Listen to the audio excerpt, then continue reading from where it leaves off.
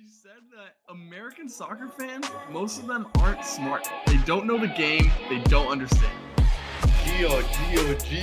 That guy gets Gazpacho. Bournemouth can take a lame gorilla, okay? Right, did you know that Arsenal died? These got me puzzled. Up the Toffees. It's hard to up them anyway.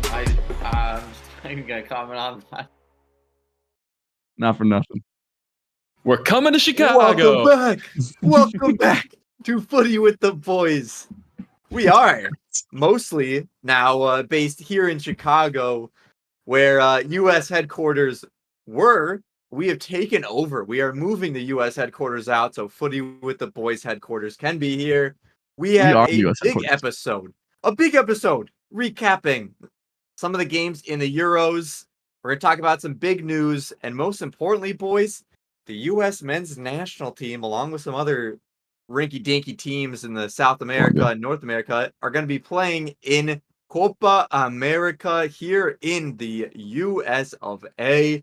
We are going to get you guys ready for that with a preview of each group, what we're going to see, what are the headlines that you want to look out for, what can the U.S. do in this one, and what do they need to do if they want to make any type of run in this one. Boys, first, let's start with the big news of the day. The Euros has been a golazo fest. There has been I believe the correct term would be a shit ton of goals in this one. Just about every game except for like the games you would expect to be blowouts, like England and France, have an absurd amount of goals. We had even just today Portugal winning it off of a late winner after a late winner was called off by VAR as well. I mean, the Euros are fucking delivering, but the game of the tournament so far is probably one that most people have not watched. Turkey versus Georgia. Arda Güler versus Kvaratskhelia. A 3-1 match here filled with bangers, including Arda Güler. Holy shit. Real Madrid are ridiculously talented, where Arda Güler barely played for them this year, and he is hitting bangers in like that for Turkey. Boys, how fucked up is it that we have Fox showing fishing master championships, whatever the hell it is, over the Euros that they're paying like $400 million for the rights for, and they're putting it on Fubo? The fuck is Fubo, Mike? For you, by you. Fubo has all my emails. That's what they are, dude. My free accounts are getting slimmer and slimmer because they have all my information, and no matter how many combinations I try, they reject me. So fuck you, Fox and Fubo. I'm trying my best, dude. Give me a break. Like, is there any justification for the fishing championship? Is that truly what you think America is watching more than the Euro matchups here? I don't know, bro. You think it's doing numbies? That'd be kind of crazy. Maybe. It might have to. I can't imagine it's that electric, and especially not like the second biggest international tournament in world football, arguably, in the Euros. So, yeah, a bit surprising there. But dude, international football is the absolute best. No tactics, It is so fucking no low block. We're scoring bangers from outside the 18. We're doing these little headed boxes in from set pieces. Like, I mean, it is football in its purest form. There is nothing better than real competitive international football. That's facts. And I'm just having a great time. I'm so pumped for Copa to get started too. But the moment we knew real football was back, not that rinky-dink play it around the back until you have a wide-open tap-in Man City play. When Hungary brought on the third Kelsey brother as their striker, fuck yeah. Footy was back at that point. We just have people taking shots from like 25, 30 out, and they're banging in volleys that are just absolute bangers, top ends. Oh, there's nothing better than some international football where it isn't super squads built up of everybody you can buy for all the money under the sun. It is just you make do with what you got and the coaches that will coach your country. You don't have trainings every single day to drill in complex, crazy systems. But and by the way, really quickly, it makes it even more ridiculous when their ex-coaches, Berhalter, Southgate, who are trying to drill in these systems, and they just look so stupid out there. I mean, fingers crossed for USA. Maybe they get a little more expressionist here in the next couple of weeks. But it is the best. It is the absolute best. One sidebar here. Can we get an amen for a real tournament too? I mean, last Euros, last World Cup, all sorts of issues, no fans, playing in the winter. This is what it's about. I mean, the atmosphere in Germany, they do it right. This is a real tournament. Yeah. I mean, I'm really pumped, and I haven't been in a long time.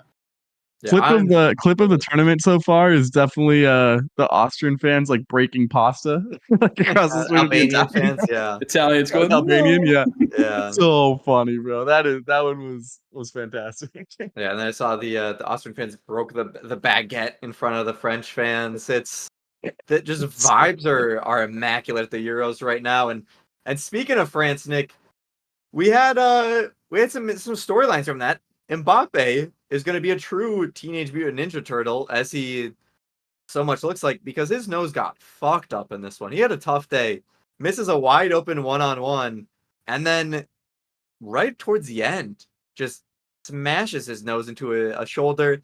They showed a clip of it like immediately, and you just saw his nose absolutely crooked. It was the most obvious broken nose you have ever seen.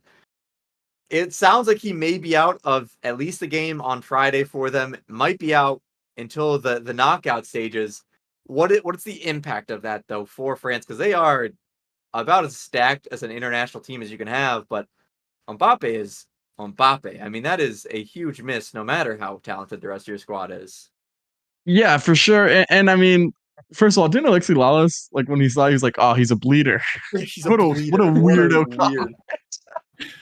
That's gross, dude. Psycho, bro. But yeah, no, the Mbappe thing is big. I've seen reports. I don't know what's right at the moment.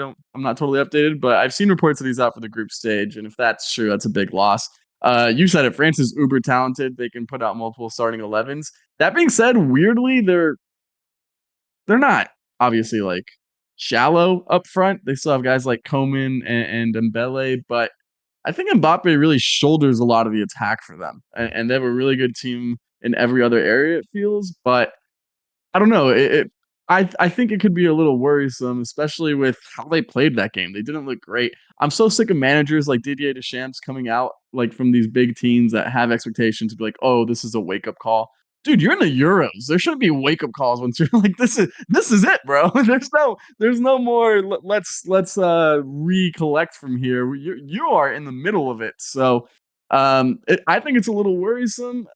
Griezmann at the 10, I know has been working for them, but so I think their attack could suffer. That being said, shout out to the return of one N'Golo Kante, because oh my God, has that man proven to be just the most likable footballer, not only because of how good he is, but look at his smile. Come on, look at that guy. That's a little cutie. Nuts.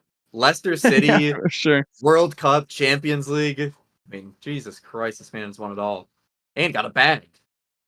Got a bag. Got a bag and a half. Mike, speaking of people getting a bag, Belgium, their fans might have a bag over their heads, because it was a tough watch for them in this one. They end up losing their opening game. This was kind of like the last shot of, I guess, the golden generation, although they're missing really most of that golden generation has passed, and they're starting their own new golden generation with Doku and Onana and new players coming in. But Lukaku, it was not Lukaku, it was Lukaku. He came in. He had a lot of chances this one. I wouldn't say any that were like wildly tap-in misses, but as a striker of his stature, he certainly should have finished them. But you have to ask, how is De Bruyne, who is arguably the best player in the world at this point, not elevating this team enough to beat teams that Belgium really should be? Should De Bruyne be wearing the captain's armband? Like, I know he's a phenomenal player, and that doesn't take away anything, but I don't know about his leadership qualities. He doesn't seem to be the most inspiring person.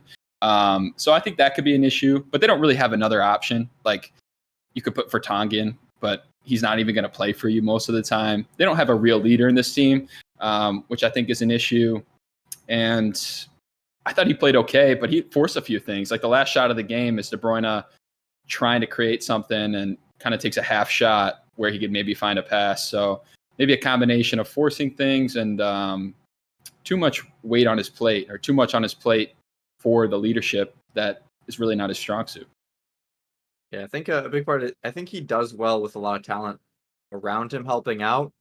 He can facilitate, he can kind of play off of other good players, and in this situation, Belgium just does not have a supporting cast that's helping him with somebody who's not really finishing up top, and it seemed like they just looked for Kevin De Bruyne to create just about everything for them. So we'll see how Belgium does here. They were maybe supposed to make their last run at anything they really could do here with a player like De Bruyne. Speaking of an aging player, though, Mike, the last team we talk about before we get into Copa America and the group preview, CR7 to Ronaldo and Portugal. There is his beautiful statue right there. Legend. I mean, they got the win in this one, and it was a hard-fought win. They went down, actually, pretty late here. Very quick response, and then finally, it took a disallowed goal late, but they then got another one to go in to put them in the lead and get that win there to really make them the final favorite to pass the test, and really all the favorites passed their test in terms of getting wins other than Belgium. But CR7 started up there. I thought he was pretty good. I think he had a good amount of chances, was making runs, seemed dangerous, was getting his foot on it, getting shots off, seemed to be decent at the hold up and connecting play, had a nice back heel that almost led to a pretty sexy looking goal. But I know there's a lot of criticism around Cristiano Ronaldo just because of his age, because he's in Saudi Arabia, but did you guys see anything that worries you about him being up top, or you kind of see it the same way as I did, that he looked damn good all right there? Wasn't able to watch the game in its entirety, only had to watch highlights, unfortunately. But from what I saw and what I've seen him play, you just have to have people who are going to run around him and do the defensive work and let him do what he does best. At this stage in his career, he's maybe still one of the best guys in the world in the box. So I think for what he contributes to the team, he definitely should still be in there. Speaking around the game as a whole, I thought some of the lineup choices were interesting. I know Roberto Martinez makes a lot of changes even within a tournament, so we might see this even change next game. But like João Cancelo starting up top with Dalot behind at right back, I thought was an interesting gamble. No defensive midfield, trying to have Vitinha play the deepest spot is also weird. I know he's a great player, but not really defensively sound.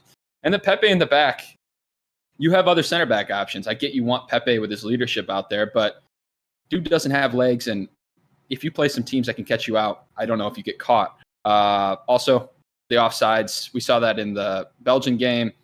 I really hate these, where they're just like an inch. Is it part of the goal-scoring body? Is it not? This makes me kind of feel good about the offside changes that we might see. Yeah, look who's coming around. You criticized me, you goddamn clowns, and now there's a big turn. I was in the middle. We got some Listen, I was in the middle. I don't think it should be your entire body has to be offsides, but I think it should be something different than what it is right now, where if there's a toenail offside, they're saying it's absolutely unplayable. It shouldn't be a goal. I seem to remember I that being actually- Nick's exact point.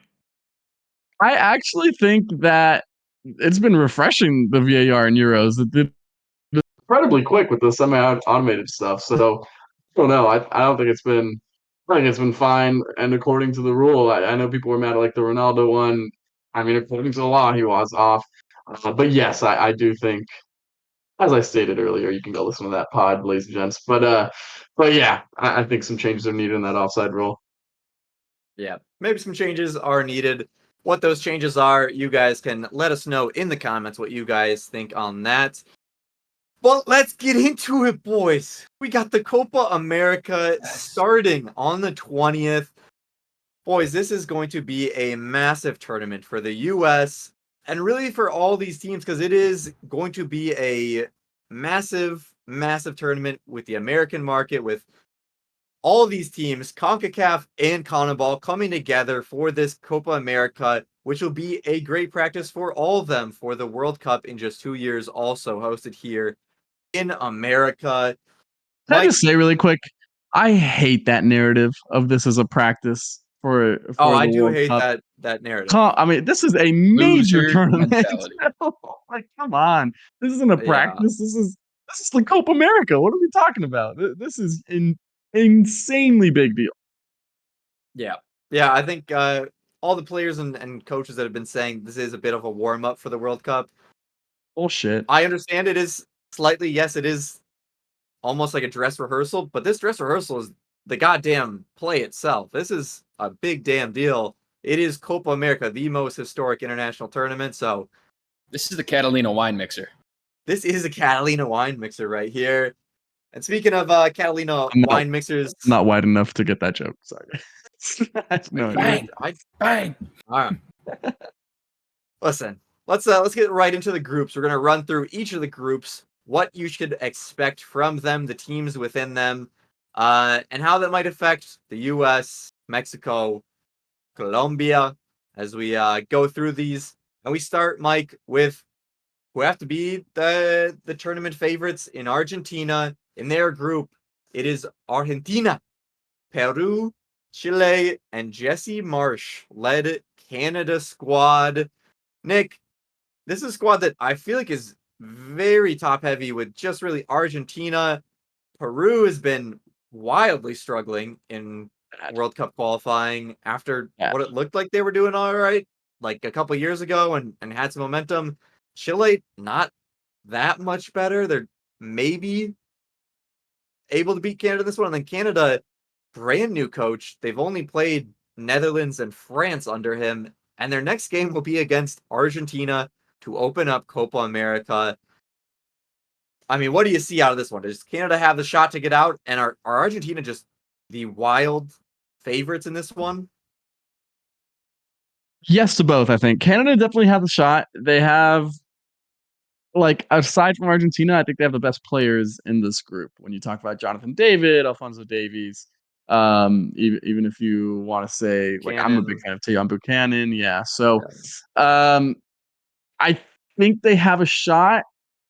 It's very different playing these teams from CONMEBOL as we've seen in these friendlies. So I think stylistically it might present a pretty big challenge for Canada. I actually think the whole Jesse Marsch thing is going to help invigorate them with like a lot of energy. But I don't know. I think it's pretty up in the air for who's going to be second. That being said, there's no doubt about who's going to be first, and it is going to be Argentina. They've been in fantastic form. They have the main man, Leo Messi, back in another Copa looking for more international glory, the defending World Cup champion. So it should be Argentina easily in this group. I expect them to bag 9 points out of 9. And we touched on it a little bit a couple days ago, but I mean, it's rigged to get Argentina to the final, which maybe it should be. I don't know. But there is no one on that side, as Mike's going to talk about this group B in a little bit. Even the CONMEBOL teams on this side are some of the poorer ones. Of the top 4, I think you could argue 3 are on the other. So, yeah, I don't see anything other than a final appearance for Argentina. I don't know if they're going to be able to win it. I think a lot of that's going to depend on like health of teams once we go throughout the summer. I think a lot of that's going to depend on just form in general and momentum.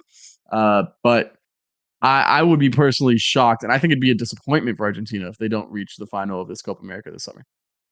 Yeah, I think obviously they're going to have high standards. They've just won Copa America last time in the World Cup.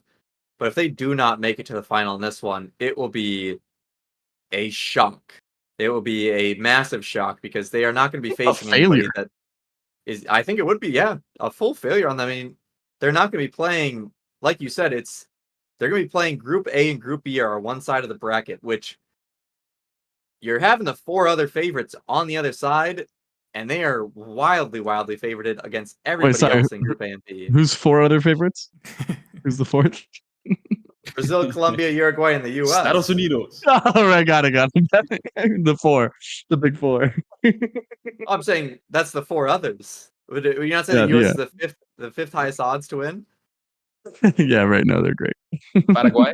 I'm just 5th is not a crazy thing to say there. Like, you're acting like I'm saying they're the favorites. But Mike, let's take it to Group B because that is who Group A will face in the knockouts, whether that be Argentina, Canada, Peru, or Chile getting through. Group B is what I think might be the most unpredictable group. in this tournament. Mexico coming in maybe one of their worst Mexican sides ever, and it seems like it's an always Mexican narrative that they have high expectation for what they're going to do in a tournament. There's a lot of pressure on a coach, and there's a lot of maybe expectation they also might disappoint. Ecuador, team that struggles to score goals. Venezuela, team that struggles to score goals. Jamaica is just a mess right now with their federation. Leon Bailey making this Real Housewives of Jamaica. I mean, what do you see coming out of this one? Because this one is you're juggling to see who comes through in this one. It's a crapshoot, dude, and I don't know a whole lot about any of these teams in depth. I know some about Mexico and Jamaica from U.S. games, Ecuador and Venezuela. I've seen a handful.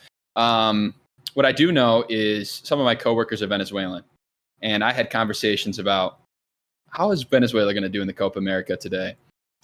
Problem was my coworker doesn't speak English and I don't speak Spanish. So what I got out of that conversation was, hey, is Venezuela going to do well in the Copa America? Yes, Venezuela good. And that was the entirety of the conversation. So with that being said, high hopes for Venezuela. Jamaica, I don't know. Yes, no Leon Bailey. Yes, a lot of controversy about the federation and how they don't run things well, how their facilities are really underdeveloped.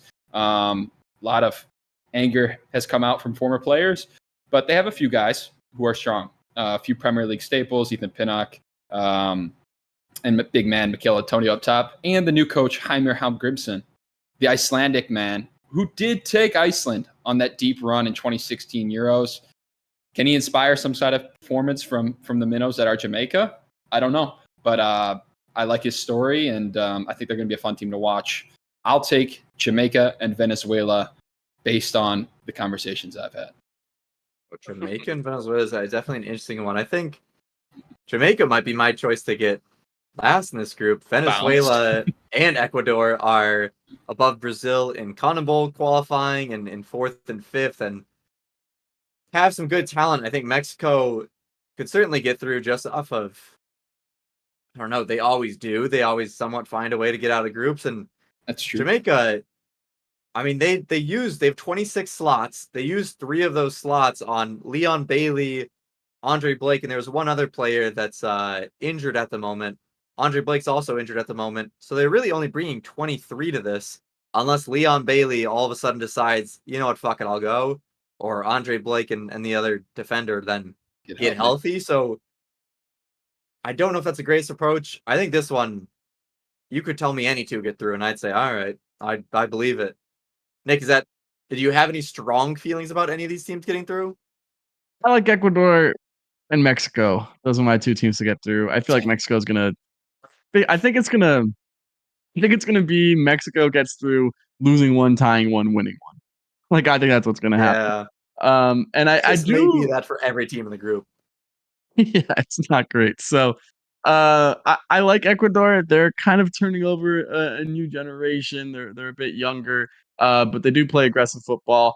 Venezuela is not an enjoyable watch, but they get results. So we'll see how that goes. I'm with Flags. I got Jamaica last in this group. I think it'll be between those 3. But if you told me I had to pick today, I'd take Ecuador and Mexico. Yeah. Ecuador, watch out for Right Kenny on. Pies. He's I believe signed by Chelsea. He's like 17 or 18 at this point. He is absurdly good. They're number 10 starting for them in all their World Cup qualifying and is a dynamo in their attack. But boys, the main group that we care about, the US men's national team in Group C, will be facing off against Group D in the knockouts. And as we said, that's going to be a shit show. It will be a tough one. But first, we have our group, and running through the teams here, Mike, we have, of course, the U.S. men's national team who are on a roller coaster of form. It is shit performance and a win, shit performance and a draw. It is up and down, but the talent is undeniable. They have a lot of talent in the squad. It will be about they can bring it together as a team.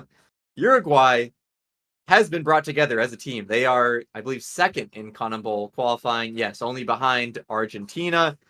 Marcelo Bielsa has come in with a lot of doubts of Uruguayan fans of his system of playing this crazy press rather than just playing the usual physical Uruguayan ball. And it is paid off. They have had some big results, and they are looking to have some big results in this tournament as well. They will have to if they want to go far. Panama, our CONCACAF foe, they've been doing decent under Thomas Christensen, and obviously got to that Gold Cup final against the U.S. kind of C team, beating them in the semifinal. This is a tough group for them with the U.S. and Uruguay. Bolivia, though, they're going to be missing their best strength, and that is La Paz. That is the altitude. They play in crazy altitude for their home games. It makes it so hard for them to lose at home, but their away record is, in a word, shit. So, also, they've just been quite bad in the CONMEBOL qualifying.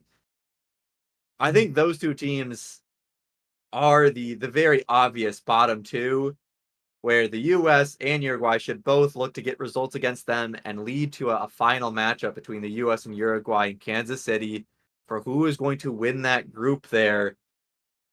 Like, is Uruguay, though, a step above the U.S.? Are they the ones that are potentially looking at a final as their goal here, not the U.S., where it's, hey, let's try and win a knockout round game? I think certainly. I think with the manager and the players that they have, they think that they can win the entire thing. And why shouldn't they? They have class players, like a cut above the United States. Pulisic's the only one who could contend with some of these guys. And, you know, they're up and down. Like their strength in their spine is pretty unreal. And with a manager like Bielsa, I think their ambitions are going to be really high. Yeah, I mean, they are on some nice form here for Uruguay in their qualifying against very top sides like a Colombia, like a Brazil. But there's still a chance that the U.S. wins this because, like I said, we play Bolivia first, we play Panama next. If we come into that with 6 points and Uruguay have 6 points, it may just be about managing a result. And if there's something that Greg Berhalter can do against the top side is manage a result. He did it against England. He did it against Brazil. It's really maybe the one positive thing he can do is have a low scoring affair. Is that the way that the U.S. win this group, or you see that the U.S. can really outright win it over them? No, no way we can out. I don't see that. I mean, like, unless we play the best soccer I've ever seen us play. I like our squad, but I think we need to take all these games very seriously in the group stage. Panama's our rival. I think we're much better than them. It should be a certainty that we win, but they know us well. They played us several times, and we can't take anything for granted. Bolivia, yeah, a lot weaker of a team, but they're going to play a low block, and Greg's always struggled against teams that play a low block. So can we find some special moments from our special players to pick open some passes or score a great goal and then kind of open the game from there? And then Uruguay, I think that's exactly what we need to do is have the pragmatic approach and play for a result. If that's a 1-0 win, if that's a 0-0 draw, the win would be obviously preferable, but the draw is good enough. Yeah, I mean, I think this game somewhat, Nick, is exactly what the U.S. has struggled with. You're going to have two teams that are obvious underdogs in terms of Panama and Bolivia that are going to sit back in a low block. The U.S. has struggled with that.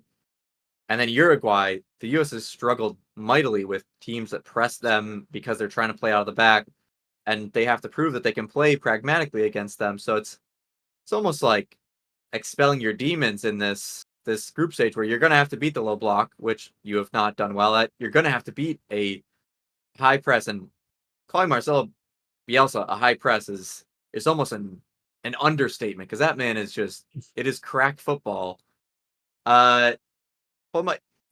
Nick here, the X factor for the U.S. I think in this one is going to be the striker. You need somebody to put the ball in the back of the net at the end of the day, and we had two friendlies going into this one. We don't see Josh Sargent. We don't see a goal from Pepe or Balogun. Who starts? Because that was a question that we thought, hey, we'll get some answers in the friendlies. Did we get any answers in the friendlies? No, God, no. I don't think either of them look strong. I thought they both looked decent. I didn't think either of them looked bad, but neither of them separated themselves from the other. The Sargent thing hurts, but also we haven't seen Sargent be the main guy for the United States national teams anyways. So it would have just been another cook in the kitchen if I'm being honest at this point. And it might still be if he ends up being healthy for the tournament. I think the biggest X factor is going to be if you're really looking to win this group, which honestly, I don't know if you have to be looking to win this group. I think just getting out of this group should be a certainty. You play Colombia or Brazil most likely, so you're going to have a difficult game regardless. But if you really are looking to win this group, then the absolute X factor has to be the first two games, and it has to be not going out to win, but going out to get goals. Because I think they've proven that they have the capability, not that they can do it consistently, but that they have the capability to shithouse their way to a draw when they're the inferior team. So, I mean, doing that against Brazil, even in a friendly, I think is decently impressive. So, I think that even with Matt Turner, world class, except for the goal he let up, kind of performance. But Uruguay is gonna. I mean, they've been knocking in goals for fun in cannibal qualifying. They are a direct fun team to watch. They're gonna go out and put goals against these really inferior opponents. I don't know if I have the faith in the United States to put 3, 4 past to Bolivia, past to Panama, and really put them to the sword, especially Bolivia in what is going to be again like a pretty low block that they're going to have to figure out. So I think the biggest X factor is just showing that they're better than the other teams very clearly in those two games. You obviously have to win both of them, or it's a huge disappointment and arguably a chance at failure in this tournament. If you don't get out of this group stage, oh my goodness, this group is set up for you to get out. So the Uruguay game, we're going to learn a lot about Berhalter. We're going to learn a lot about the United States team, but the games that really, really are going to end up mattering, you have to get 6 points out of 6 from the first two games. It's just non-negotiable.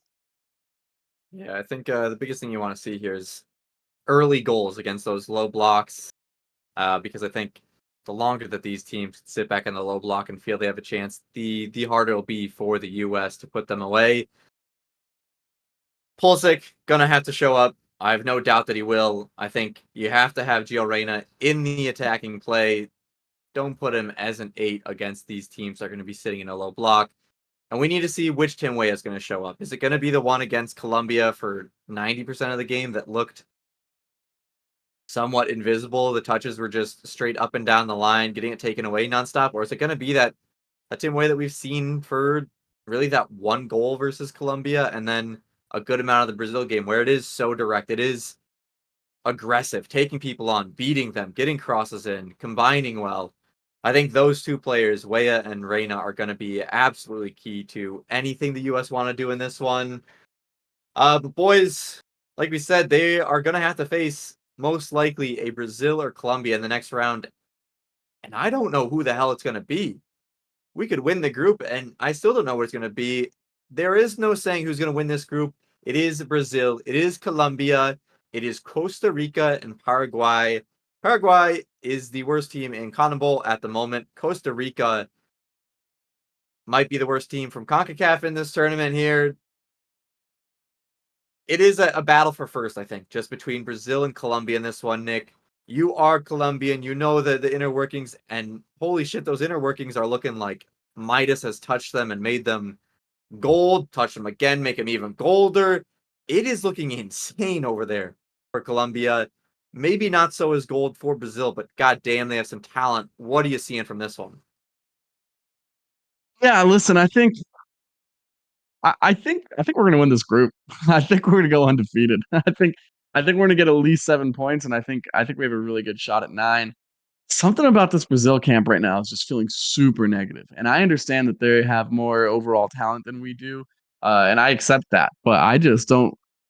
I don't see it from them right now. I haven't seen it from them in the CONMEBOL qualifying. I didn't see it in their most recent friendly against the United States, and I've been seeing it left and right for Colombia for the past year and a half. So they've been playing phenomenal football. I think we have, if we can avoid Uruguay, because Uruguay kind of has our number, and that's just going to be a hell of a game.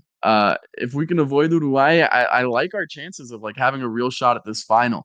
I think that the biggest thing for Colombia is going to be we are a little our depth in midfield's a little shallow, and not so much in that there's no talent, but that's a lot of unproven talent. So I think that some of those young guys off the bench, like Rios, or even if you put in a Quintero, who I know isn't young, but he's not in the starting 11, the energy that they bring is going to be huge because Uribe and Lerma are going to run themselves into the floor for about 70 minutes. And so if those guys can come on and be that same kind of energy and provide that same kind of grit and provide that same kind of cover that those two midfielders are going to while still getting forward, Lerma and Uribe run their ass off. And so if those guys are ready for the moment and are able to play well, I think we have a really, really good chance to get to the final. Obviously, we playing a system where it's all go all the time, and so there's going to be some tired legs towards the end of games. I think the bench is going to be huge. That being said, the man on the screen, Lucho Diaz, is absolutely on fire. Was so saucy against Bolivia. He is going to be the main man, and then you toss in guys like James in there. You toss in guys like Darren Munoz and a lot of Lusumi looks so good at that left center back spot. Borja, I think, has a chance to play well. But Borja has a chance to play well. So, and Duran has looked fantastic all season, even if not so much for the Colombia national team. So, I think there's a lot there that is to be liked. Yon Arias scored in both friendlies. He two phenomenal finishes as well. So there's a lot there to be liked. I think we're playing the best team football of any team, perhaps in this tournament, right up there with anyone, I would argue. And we have the tech. Excuse me. We have the talent to get to a final. It's going to be on whether these young guys are ready or not. Yeah, and Colombia are coming in, like you said, just on fire. Everybody is almost playing lights out football at this moment. They're scoring goals for fun, and certainly did that against the U.S., unfortunately. But Mike, looking at Brazil, they are almost always a favorite, if not the favorite, in Copa America. This time it's a lot more doubted. One, like we said, this side of the bracket will have, if everything goes to how it maybe should go, the U.S., Uruguay, Colombia, and Brazil all in the knockouts on this side of the bracket. That is going to be some type of a knockout stage for Brazil to get through. But also, Ronaldinho is coming out saying he's not watching. That's it. And then he's saying, no, actually, that was for an advertisement for, I don't even know what it was advertising. It was something really stupid, and saying that it was a makeup of what fans are saying. And he was just doing it for that. It's not actually whatever. It's been a whole bunch of drama out of the Brazilian camp. Dorival Jr., it was supposed to be Giancarlo Ancelotti leading Brazil, and then he gets chosen as just a veteran Brazilian manager. A lot of pressure has been put on him because he's not gotten that midfield to play right. He's not gotten the attack to play Brazilian Joga Bonita. He's not had them looking like Brazil. How much pressure is on him to not just get through this group, but win the group, win the knockout, at least get to a final in this one? All the pressure in the world. There's probably not a job in football that has more pressure than being the Brazilian national team manager. I mean, those dudes are under scrutiny all the time. They get fired instantly if they don't have success. And Brazil's the nation, they expect to dominate, right? I mean, football is their sport. England wants to claim it, but it's Brazil's sport. Everybody knows this. And aside from a 2019 Copa America victory, they haven't done anything in a long time. This squad's really untested. Not a lot of vets in there. I mean, the first graphic we saw was Neymar, Richarlison, and Thiago Silva. None of them are involved in this camp. They don't have necessarily the most special player at the moment. Vinicius is marked as that. He's a great player, don't get me wrong, but he's not Neymar.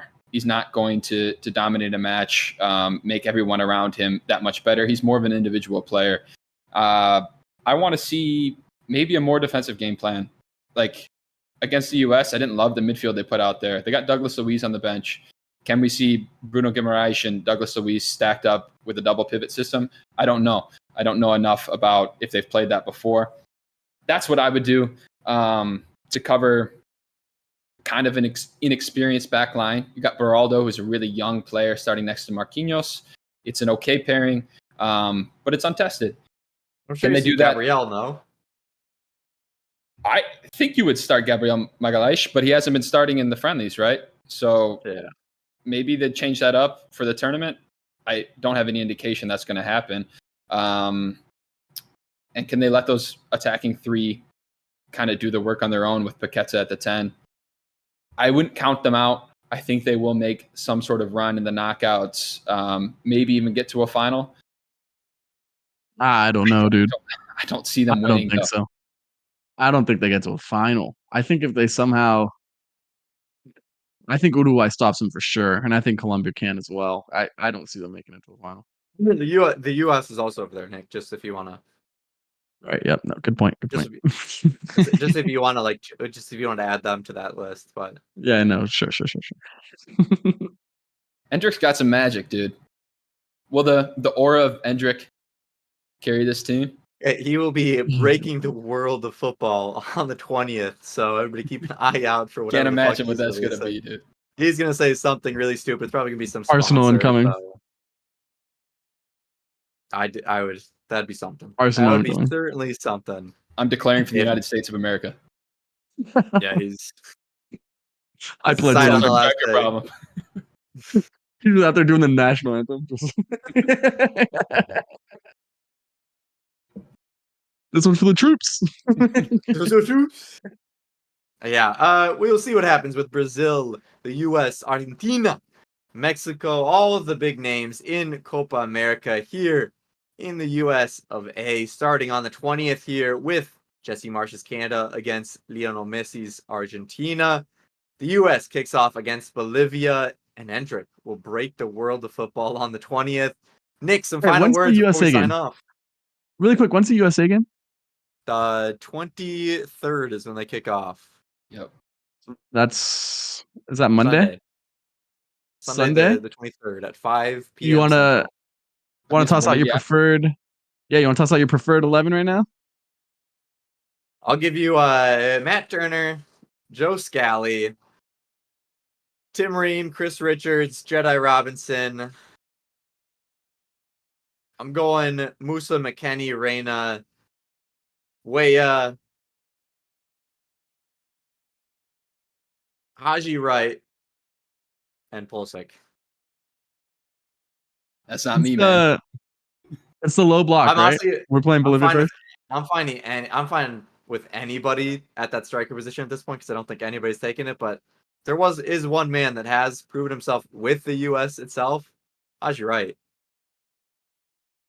If it was me versus Bolivia, I'm starting Timmy at right back. Just go uber aggressive. Yep. Yeah, I mean they're gonna play the low block. Timmy at right back. Do put Haji on the right wing, and then go Pulley and Balogun. Is what I would do. If you I do fuck if with you want to that. do Pepe, that's fine. But I think I do Timmy, fuck and then with that. That's honesty. I think everything else I'd keep the same. But I don't know about the Joe Scally. I go Timmy at right back. Give me Adams, McKennie, Musa in the midfield. Put Reyna at right wing. And give me Balogun in the middle. No.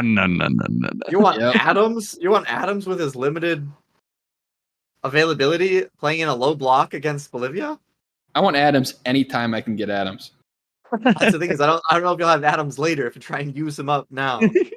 I think you Let's wait go 40-yard banger, bro. Come on. You wait at least till Panama game, I think, in my mind. Give him a little extra rest. Maybe give him 45 off the bench. If that makes a difference, sure. But if he's somewhat fit, ready to play, and we don't start him in these games and it's going well, like, is Greg going to change up the 11 if we're playing well? I think no matter what, you change it up for Uruguay. You have to have a different game plan for Uruguay, no matter how well it goes against Panama and Bolivia.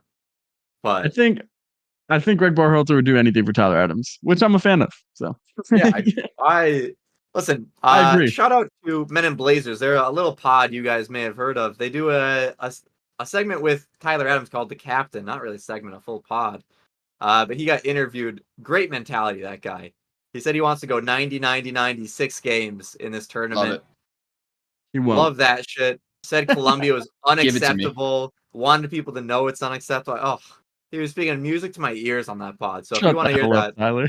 check out that small pod. Not quite as grandiose as Footy with the Boys, but yeah, they don't do numbies like we do. All right, Nick. Final words as we head into Copa America. Colombia plays Monday, so excited to recap the USA game and then talk a little about what Los Cafeteros got going on Monday. It's Copa time, baby. It's Euros time. This is. I'm a teacher. I'm not working. I'm just watching soccer all day. It is the greatest. It is the greatest time of my life. So time to be alive. up Los Cafeteros, up the U.S. national team, and up. It's been in the YouTube comment sections. We see you guys. You're part of the reason we're popping off on some of these videos right now. So we appreciate y'all. Keep it coming. Although some of you are dumb as hell, but keep them coming anyways. Mike, final words to our potential dumb commenters and all the rest of our subscribers. Up Ukraine, dude. Started off rough, but we're gonna bounce back in tremendous fashion. Up the United Romania, States. brother. Give me a 6-0. Romania, couple of bangers. Talk about Bangers. Those were some good goals. I love Euros. Dude, up the US, dude. Give me a dominant performance this weekend. I need to see a bunch of goals go in. All right. That will do it for us on Footy with the Boys. Subscribe, like, do all the fun things. Turn on the bell for notifications. We will be back with previews and reviews of each US and really all the Copa America games. Till then, vamos USA! Come on, CP10. Come on, Gio. Vamos Estados Unidos. Peace.